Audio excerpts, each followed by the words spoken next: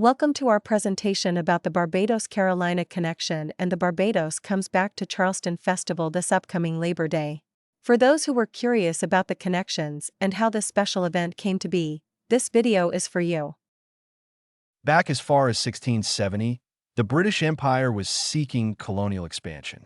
Charleston was established in 1670 during this period, and by 1680 nearly half of Carolina's colonists, indentured servants, and enslaved workers came from Barbados. Their understanding of plantation economics, architecture, and social structures formed the foundation of this cultural colony, examples of which remain visible to this day. It was this colonial history that formed the backdrop to the twinning of Speightstown and Charleston in 1997, and later the establishment of a sister city relationship in 2022, 25 years after the twinning of the cities was first celebrated. Former Charleston Mayor John Tecklenburg was present for this momentous occasion. Honorary Consul from Barbados to Charleston, Rhoda Green, was also instrumental in this process, along with Sister Cities International. Honorary Consul Rhoda Green was first inspired to research and promote the Barbados Carolinas Connection after reading the seminal book on the connection authored by Warren Alene and Henry Fraser. This also led her to found the Barbados Carolinas Legacy Foundation, a sponsoring organization for the upcoming Labor Day Festival, along with Charles Towne Landing, BTMI, and the South Carolina National Heritage Corridor. In Green's view, the renewed focus on the history and the special relationship between Barbados and the Carolinas allowed descendants of each community to recast the narrative into one that fostered mutual respect and understanding, rather than dwelling solely on the painful aspects of slavery and colonialism.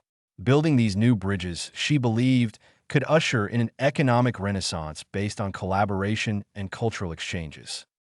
Along those lines, a tremendous opportunity emerged when Barbados made the historic decision to become a parliamentary republic and to formally leave the British Commonwealth. This final break after 55 years proved a catalyst for post-pandemic interaction between Barbados and Charleston. Prime Minister Mia Mottley and her newly appointed Consul General Rudy Grant were both instrumental in supporting and promoting the renewal of the connection. Several diplomatic exchanges would follow in the wake of this post-republic momentum. After a Charleston delegation led by then-Mayor John Tecklenburg, International African American Museum CEO Tanya Matthews, and then-Director Victoria Smalls of the Gullah Geechee Corridor visited during the 2022 visit, several MOUs were signed with the Barbados government, signaling an intent to keep the special relationship growing. Another diplomatic visit occurred in 2023, this time with 67 individuals from Charleston making the special journey to Barbados. Business roundtable discussions included conversations on how to mutually promote sustainability, increase cultural tourism, and how to promote further collaboration on sea turtle preservation, genealogy, and digital service exchange. The South Carolina Aquarium, College of Charleston's Claw Program, and seasoned chefs from Charleston's Gullah Geechee communities expanded the possibilities. More exchanges would continue to occur with Barbados delegation officials supporting the Columbia Annual International Festival in 2022, BTMI supporting the Charleston Food and Wine Festival with Bajan chefs and cuisine being featured, and a encore presentation of the Yankee Bajan during Charleston's Moja Festival. The city of Charleston hosted a welcome reception at the Visitors Center for the several Barbados ambassadors that were in attendance. The upcoming Barbados Comes Back to Charleston is a continuation of those efforts. In 2012, the first Barbados Comes to Charleston, held mostly at Charles Towne Landing and the Gallard Center, was a rousing success. When an opening on the 2025 Labor Day calendar allowed for a reprise of this special event, David Baker, the head ranger for Charles Towne Landing, worked with Rhoda Green and the Barbados Carolinas Legacy Foundation to engage BTMI, the South Carolina National Heritage Corridor, the City of Charleston, Bajan 1966 Rum, and the Moxie Hotel to bring the festival back, making it bigger and better than ever. The Barbados Comes Back to Festival is but one of the special events taking place this year to celebrate and promote the connection.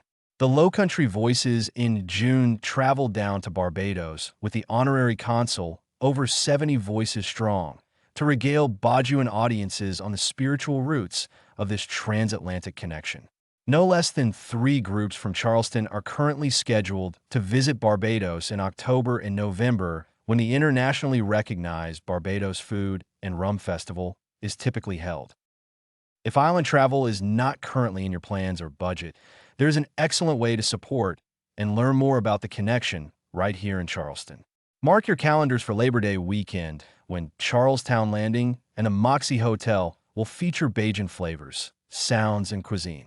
Visit www.barbadoscomesto.com to find out more information on events, tickets, and also how you can become a sponsor or vendor. The possibilities are literally endless. Besides attending the festival, we likewise invite you to support the Barbados Carolina's Legacy Foundation, your local park service at Charles Towne Landing, and most importantly, spread the word. Join us in honoring our common heritage, building connections, and creating new economic opportunities through trade, tourism, and mutual understanding. Visit www.barbadoscomesto.com, and we look forward to seeing you this upcoming Labor Day weekend. Charleston has never seen a backyard party and cookout quite like this.